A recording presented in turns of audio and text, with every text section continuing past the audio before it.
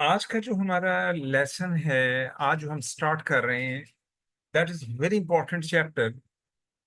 और ये O levels का बहुत इंपॉर्टेंट, ओ लेवल्स हो, IGCSE हो, बहुत इंपॉर्टेंट चैप्टर है ये। और the title is atoms, molecules and stoichiometry. Stoichiometry ये असल में मोल बेस्ड चैप्टर है। मोल बेस्ड चैप्टर है। और ये हम स्टार्ट कर रहे हैं। बेटा, आप में से किसी कोई क्यूरी, कोई क्वेश्चन आपका? Should we start that chapter?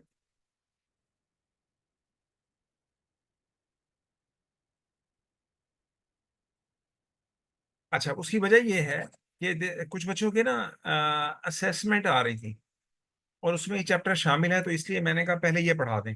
और ये है भी बहुत इंपॉर्टेंट, और ये कैलकुलेशन बेस्ड है और बहुत इंपॉर्टेंट है। चलें जी, इसको टेक अप करते हैं। देखिए, इसमें पहला जो है, आइसोटोप्स को डिफाइन किया, ये रेपिटेशन है। ये पहले भी आपको पता है। ये आपको, दिस इज वेल नोन, ये बताने की जरूरत नहीं है।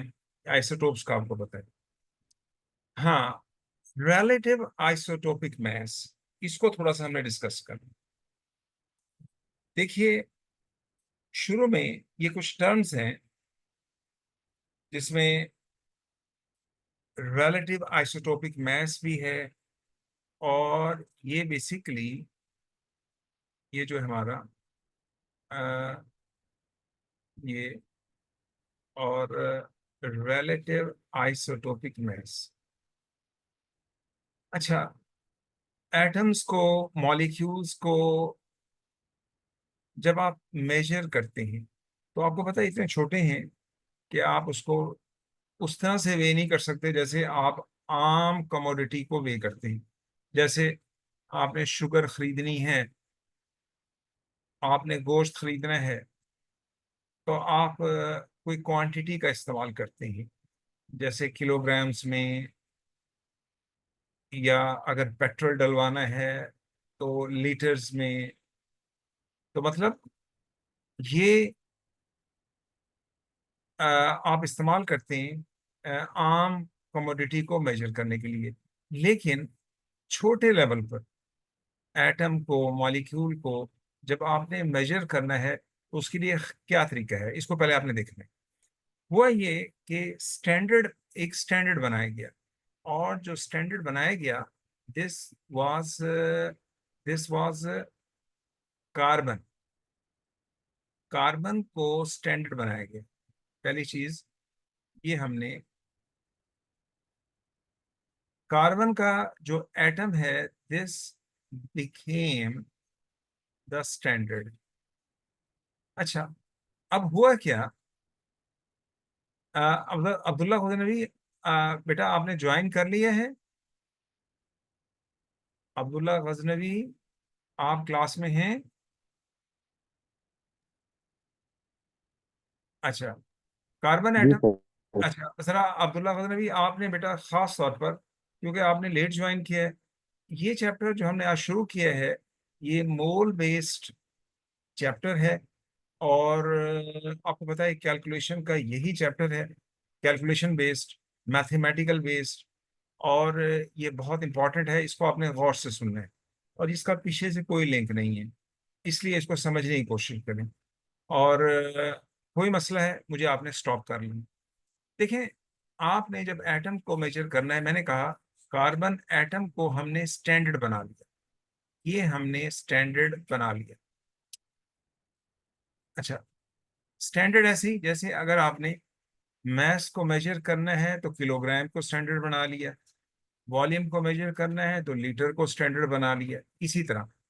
अब हुआ ये कि कार्बन का जो एक एटम है, एक एटम, कार्बन का जो एक एटम था, अब हमने क्या किया, हमने सबसे लाइटेस्ट एटम लिया। सबसे लाइटेस्ट एटम लिया, सबसे हल्का, लाइटेस्ट लाइटेस्ट एटम। और आपको पता है सबसे लाइटेस्ट जो एटम है, दिस इज हाइड्रोजन, ये बेटा हाइड्रोजन है। अब हुआ क्या, जब हमने स्टैंडर्ड बनाना था तो हमने क्या किया कि यूं समझ लें कि एक बैलेंस है, ये बैलेंस के दो पेन हैं, एक पेन ये है, दूसरा पेन पेन ये है। एक में सबसे हल्का जो एटम था, लाइटेस्ट एटम था, दैट वाज हाइड्रोजन, उसको यहां रखा। अब हमने इसका वजन बराबर करने के लिए कार्बन के एटम में से एक पीस कट किया, काटा, जिसमें मैंने ये मार्क किया, ये वाला, ये पीस हमने काटा। ये पीस काट कर हमने रख दिया यहाँ पर, यहाँ पर रख दिया इस एक पीस को। One piece, one piece from carbon, बेटा कार्बन से एक पीस काटकर यहाँ पे रख दिया। अब ये जो एक पीस रखा, इसने हाइड्रोजन के वजन के बराबर इसका वजन था, जिसे हम कहते हैं मैस था, ये बराबर हो गया। तो इसका मतलब है ये जो एक पीस हमने काटा कार्बन के एटम में से, वो स्टैंडर्ड बन गया, ये स्टैंडर्ड बन गया एक पीस। अब हुआ क्या, अब ये जो एक पीस था इसके बराबर हम एटम को कट करते गए, ये कट किया हमने एक और पीस, फिर कट किया एक और पीस, इस तरह कट करते गए पूरा एटम कट हो गया बराबर के पीसेस में, 12, 12, 12 पीसेस में कट हो गया। यानी whole atom cut, whole atom cut into into 12 equal pieces, equal pieces में कट हो गया। और जो एक पीस है इन 12 पीस में से, उसको हम कहेंगे 1/12।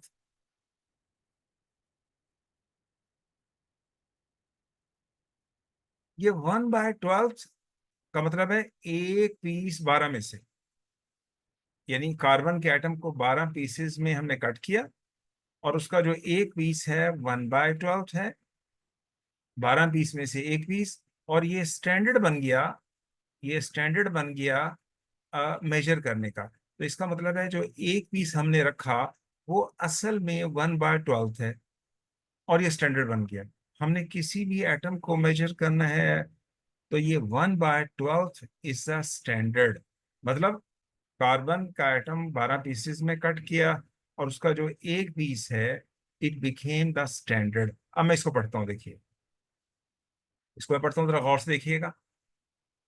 रिलेटिव आइसोटोपिक मास, रिलेटिव कहते हैं रिलेशन से निकला है, रिलेशन से निकला है। किसके रिलेशन से? कार्बन के रिलेशन से। It shows the mass of the isotope of an element relative to 1/12 of carbon 12 isotope। यानी कार्बन 12 आइसोटोप का मतलब है वो कार्बन का एटम जिसको 12 पीसेस किए गए थे, वो कार्बन, उसका जो एक पीस है जो 1/12 है, उस से आपने आइसोटोप्स के मास को कंपैरिजन करना है, कंपेयर करना है। तो it shows the mass of the isotope of an element relative, relation से 1/12 फॉर कार्बन 12 आइसोटोप। अब एग्जाम्पल देखिए, हमने relative isotopic mass of chlorine, जिसका प्रोटॉन नंबर 17 है, मास नंबर 35 है। ये जो 35 है ये कैसे आया? हमने ये ऐसी है जैसे हाइड्रोजन का था। हाइड्रोजन का आपको पता है मैथ्स 1 है। 1 क्यों है? क्योंकि 1/12 यानी 12 पीस में से जो एक पीस है आपने उसको बैलेंस करने के लिए रखा, तो इसलिए एक पीस के वजन के बराबर है। तो इसलिए एच का, हाइड्रोजन का मैथ्स 1 है। अब सीएल का मैथ्स 35 क्यों क्यों है? क्योंकि अगर आप इस बैलेंस में H को हटाकर यहाँ पर अगर हम Cl रखते हैं, यहाँ पर Cl रखें,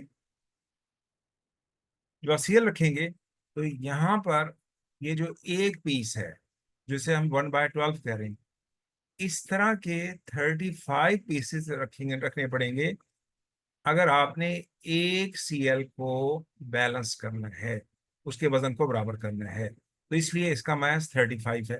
तो relative isotopic mass of chlorine Cl17 35 is 35, showing chlorine isotope is 35 times heavier than that of 1/12 of carbon 12 isotope।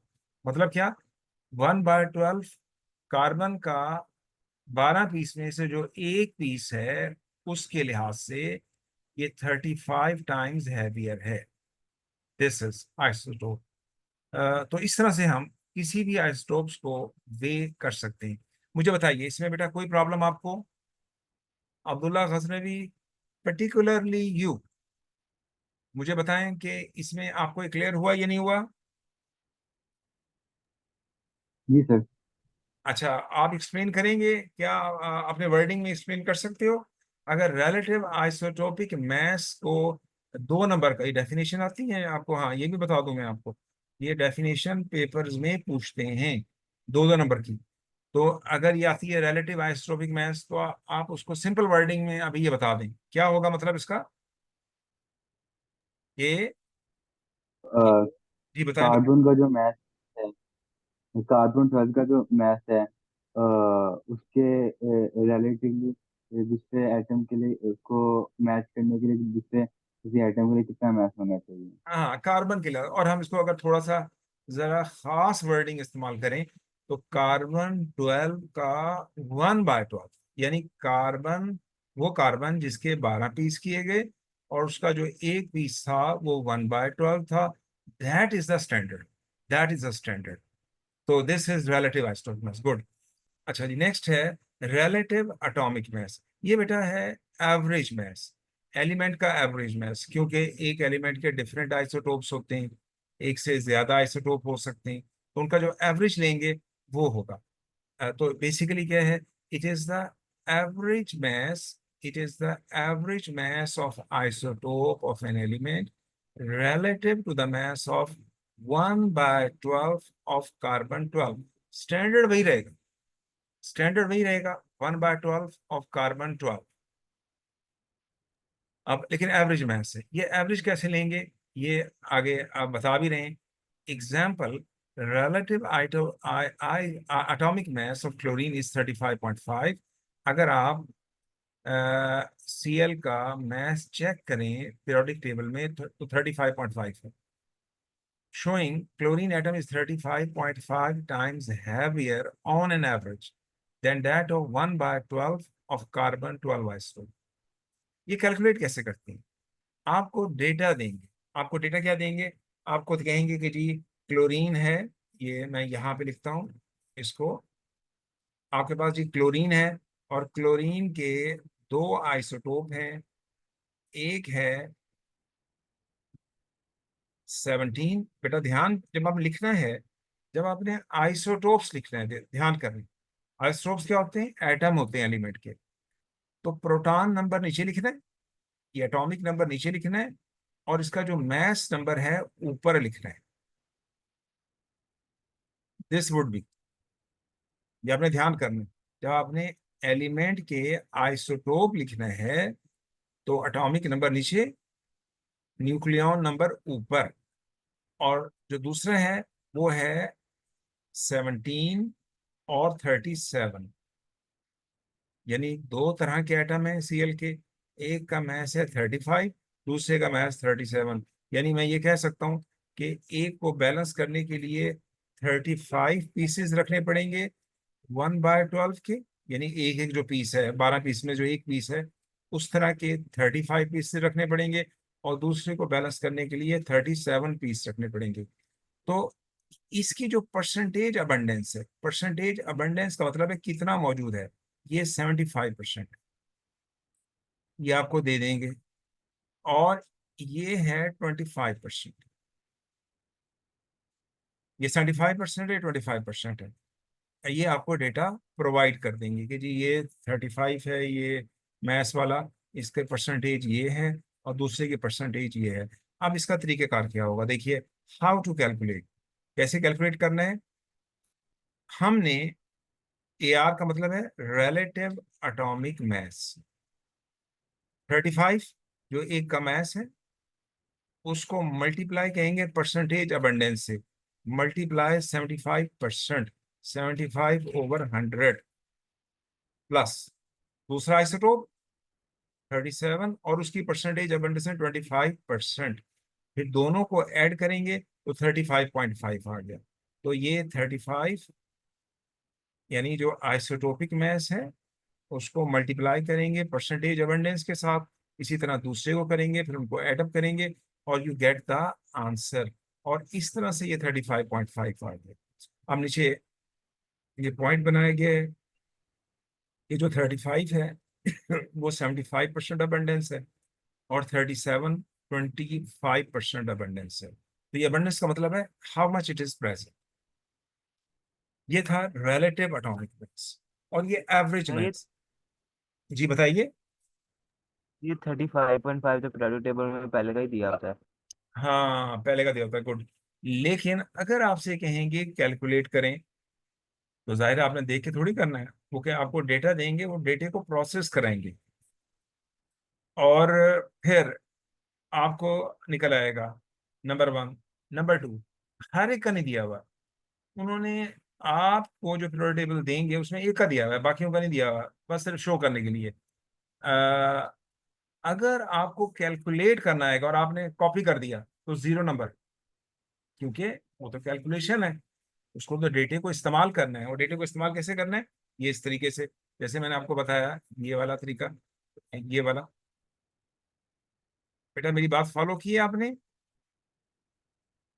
मेरी बात फॉलो की है आपने? Yes sir.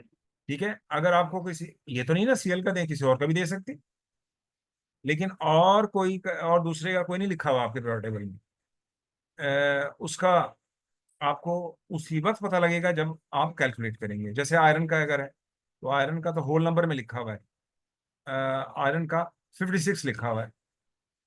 तो हालांकि इसके आइसोटोप्स एक से ज्यादा हैं, कई हैं, तो उसका एवरेज लेंगे, लेकिन वो डेटा आपको देंगे कि भाई ये मैस है एटम के, आयरन के एटम के ये मैस हैं, उनकी परसेंटेज अबंडेंस ये है। आप इसी तरह उसे कैलकुलेट करें और निकाल लें। नेक्स्ट है relative molecular mass, MR. MR relative molecular mass, it is very important. ये टर्म इस्तेमाल करते हैं मेजर करने के लिए कोवेलेंट मॉलिक्यूल को। देखें, this is very important. Covalent molecule के वजन को, वजन आम वर्डिंग में इस्तेमाल करते हैं, लेकिन असल जो वर्ड है वो मैस है। तो it shows the mass of a molecule. Molecule का वर्ड हम किसके लिए इस्तेमाल करते हैं, कोवेलेंट सब्सटेंस के लिए, कोवेलेंट सब्सटेंस के लिए जिसमें शेयरिंग करते हैं आपस में। तो the mass of a molecule of a covalent substance relative to 1/12 of carbon 12 isotope। Standard वही रहेगा, 1/12 ऑफ carbon 12। एग्जाम्पल क्या है, M R of water, molecule is 18। 18 होता है, आपको पता है पानी का मैस 18 होता है। 18 कैसे होता है आपको पता है कि दिस इज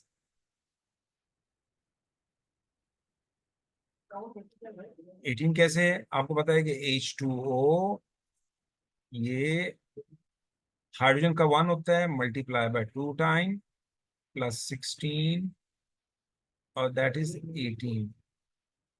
18, तो ये 18 है। तो 18 अब कैसे, इसका मतलब क्या हुआ कि एक साइड पर आपने एक मॉलिक्यूल 18 वाला कैसे आया, बैलेंस की एक साइड पे अगर एक मॉलिक्यूल रखा, जैसे ऊपर बैलेंस मैंने बनाया था आपको, दूसरी साइड पर उसको बैलेंस करने के लिए, उसको बराबर करने के लिए 18 पीसेस रखने पड़ेंगे 1/12 के। यानी एक पीस जो होगा वो 1/12 है। तो इस तरह के 18 पीस रखने पड़ेंगे, इसलिए इसका वजन 18 है। तो दिस इज द पॉइंट। तो example, MR of water molecule is 18, showing 1 molecule of water is 18 times heavier than that of 1/12 of carbon 12 isotope. तो कोविलेंट मॉलिक्यूल के लिए जो टर्म इस्तेमाल करेंगे मेजर करने के लिए, वो इस्तेमाल करेंगे रिलेटिव मॉलिक्यूलर मास। तो कोविलेंट के लिए ये टर्म हम इस्तेमाल करेंगे मॉलिक्यूल के। उसके बाद है रिलेटिव फार्मूला मास। ये जो रिलेटिव फार्मूला मास है, ये ये आयोनिक कंपाउंड के लिए इस्तेमाल करेंगे। ध्यान करना है, किसके लिए? आयोनिक। आपको पता है ना, आयोनिक कंपाउंड जिसमें एक मेटल, पॉजिटिव आयन मेटल से आता है, नेगेटिव आयन नॉन मेटल से आता है। तो इसमें इसका जो पार्टिकल होता है, जैसे कोवेलेंट सब्सटेंस का पार्टिकल होता है मॉलिक्यूल, इसके पार्टिकल को कहते हैं फार्मूला यूनिट। फार्मूला यूनिट, ये ध्यान करना है, इसके कहते हैं formula unit. It shows the mass of a formula unit of an ionic substance, यानी जो आयोनिक कंपाउंड होता है उसके लिहाज से। Relative to 1/12 carbon 12 isotope, example 1 formula unit of NaCl, यानी NaCl का जो पार्टिकल होगा उसको हम बोलेंगे फार्मूला यूनिट, इज 23 + 35.5 15.5। यानी जब आप NaCl का मैस मेजर करेंगे तो Na का 23 होता है, आपको पता है, Cl का 35.5 होता है, ऐड करेंगे 58.5, showing the mass of 1 formula unit of NaCl is 58.5 times heavier than that of 1/12 of carbon 12 isotope। तो मैस आपने मेजर करना है, लेकिन जब आपने किस चीज को मेजर करना है उसके लिहाज से टर्म है। जैसे अगर आइसोटोप को मेजर करना है तो रिलेटिव आइसोटोपिक मैस है। अगर आपने आइसोटोप्स का एवरेज लेना है तो वो एलिमेंट का मैस बन जाएगा, उसको कहते हैं रिलेटिव एटॉमिक मैस। अगर आपने कोवेलेंट सब्सटेंस का मैस मेजर करना है तो हम कहेंगे रिलेटिव मॉलिक्यूलर मैस। अगर हमने आयोनिक सब्सटेंस का मेजर करना है उसको हम कहेंगे फार्मूला यूनिट, और जैसे NaCl है। अब आगे कुछ एक एक ही पॉइंट सम अप किया गया, ये आपको पता है पहले। 1 फार्मूला यूनिट, जो एक फार्मूला यूनिट है जैसे NaCl है, consist of positive ion which comes from metal and negative ion comes from non metal। आपको पता है जिसमें आयनिक बॉन्डिंग होती है उसमें पॉजिटिव आयन मेटल से आता है, नेगेटिव आयन नॉन मेटल से आता है। मुझे बताइए कि ये टर्म्स हैं सारी जो पढ़ी हैं हमने अभी, इसमें कोई प्रॉब्लम किसी को? जी बेटा, आप में से किसी को कोई प्रॉब्लम?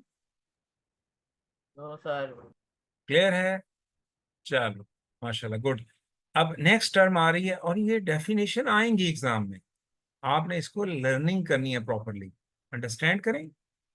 इसमें बेसिक क्या है भाई? 1/12 1/12 1/12, बस वो जो टर्म होगी पार्टिकल की वो चेंज होगी, और बल्कि स्टैंडर्ड वही रहेगा 1/12 1/12। अच्छा जी, मोल।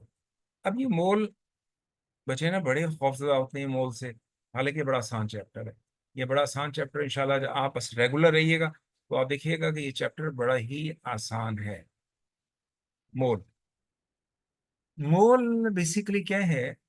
ये यूनिट है किसकी? Amount of substance. सब्सटेंस जो है, कोई सब्सटेंस है उसकी यूनिट है, यूनिट है, ऐसा यूनिट है। और एक बड़ा लेवल पर ये है। बेसिकली क्या कहते हैं किसी, अ, एक, अगर आपने कहते हैं किसी भी चीज का भी एक मोल आपने कलेक्ट करना है तो इसका मतलब है आपने बाय डेफिनेशन 6.02 इंटू 10⁻23 पार्टिकल उस चीज के गैदर करने हैं, कलेक्ट करने हैं।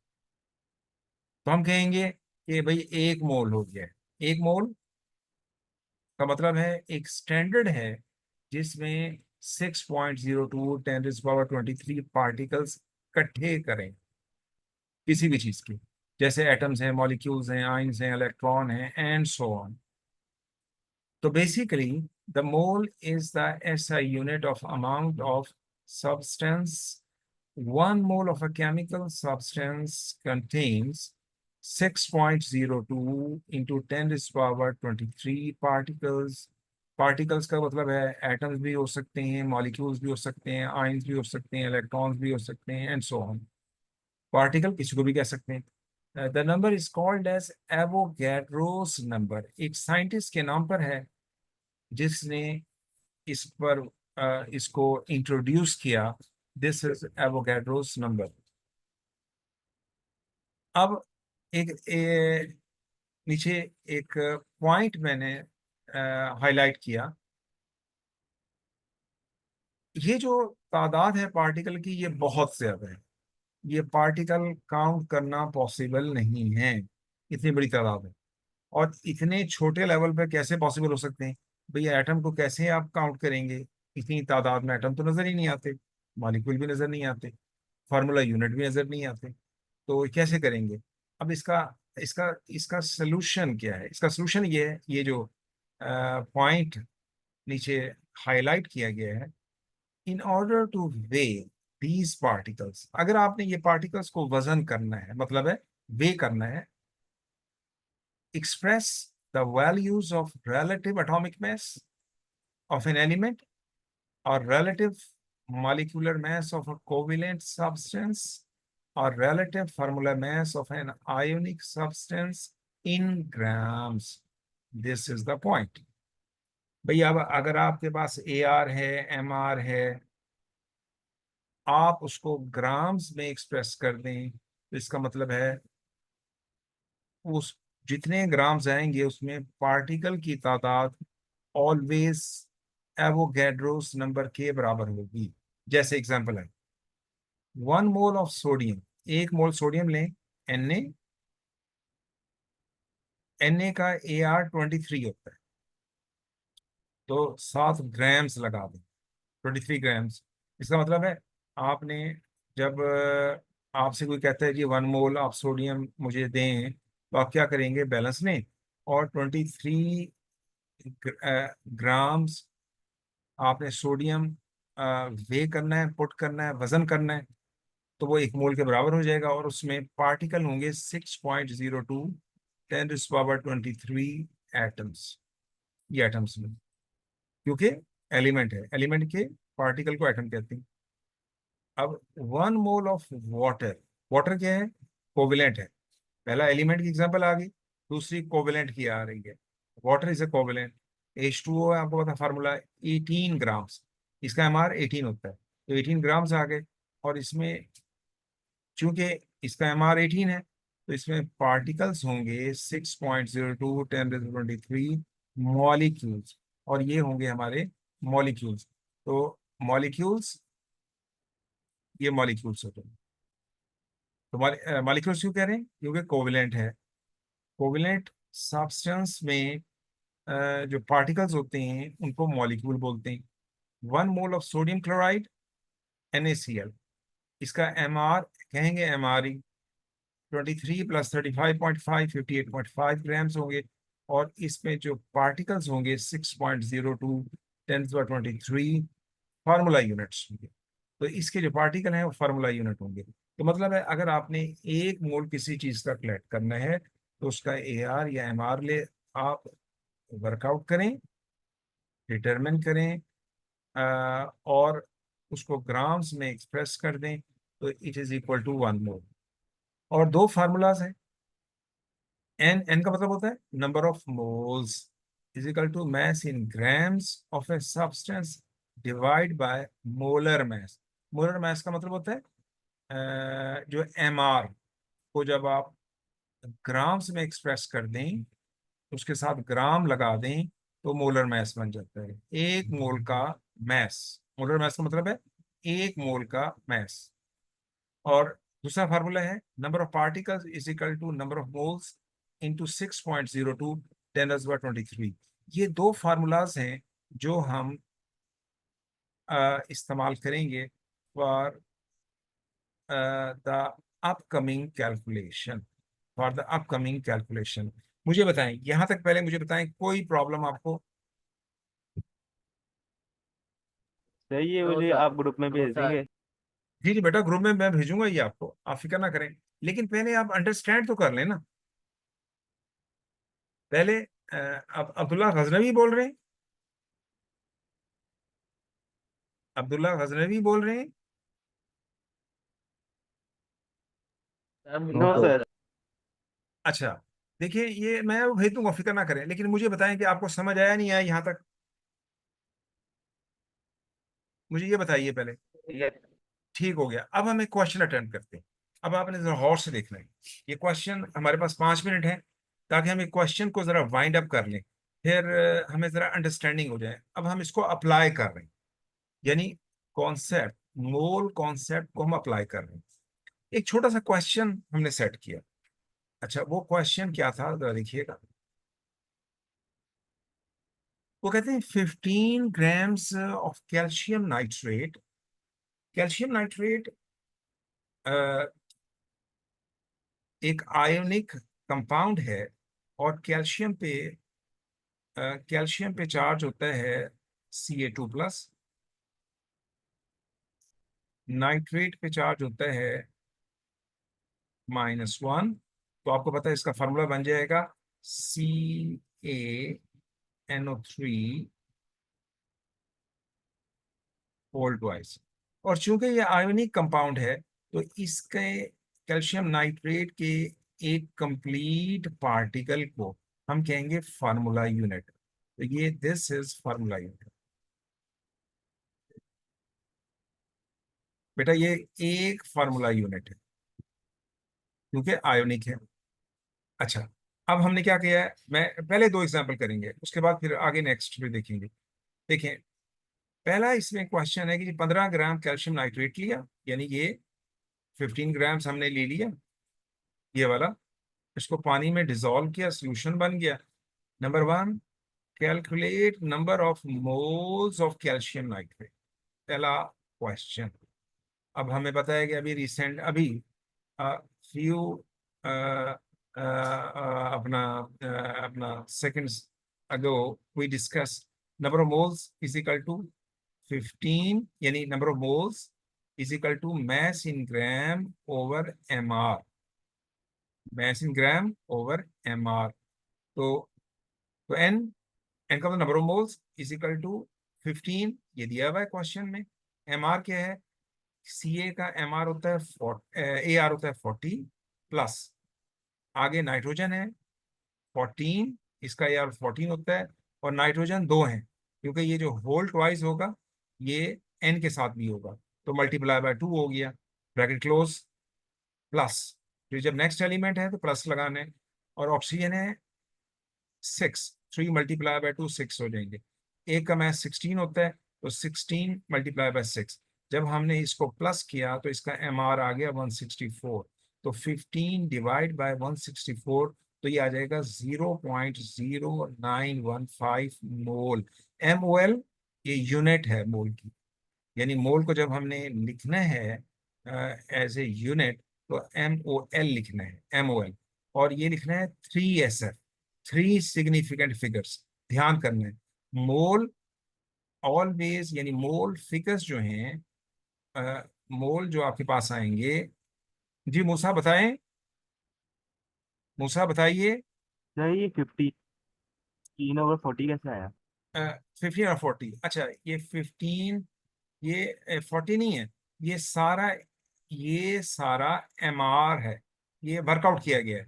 40 + 14 multiply by 2 plus 16 multiply by 6, ये है MR। किसका? इसका। देखिएगा जरा, ये कैल्शियम नाइट्रेट का। मूसा ये देख रहे हो बेटा, कैल्शियम का AR होता है 40।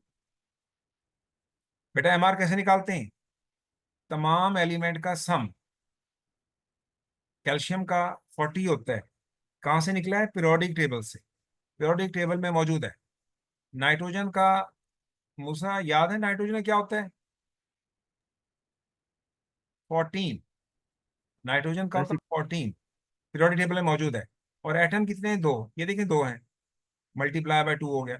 इसको मैंने ब्रैकेट इसलिए कर दिया ताकि कंफ्यूजन ना हो, ये नाइट्रोजन अलग है ये, और प्लस ऑक्सीजन को होता है 16, 16 मल्टीप्लाई बाय 6। तो जब इस सारे को ऐड करेंगे तो ये आ जाएगा 164। मेरी बात फॉलो की आपने? Yes sir. ये कौन सा फार्मूला है? ये देखें, ये फार्मूला अभी मैंने आपको बताया था। बस यहाँ तक हम इसको वाइंड अप कर रहे हैं आज। ये बस ये आपको ये पहला फार्मूला अप्लाई किया है, ये देखो इधर जस्ट। उसके बाद ये पहला फार्मूला मुझे देखो जरा। एन, एन का मतलब होता है number of moles, mass in grams of a substance। जो mass दिया हुआ है किसी चीज का ग्राम से, वो डिवाइड बाय मोलर mass।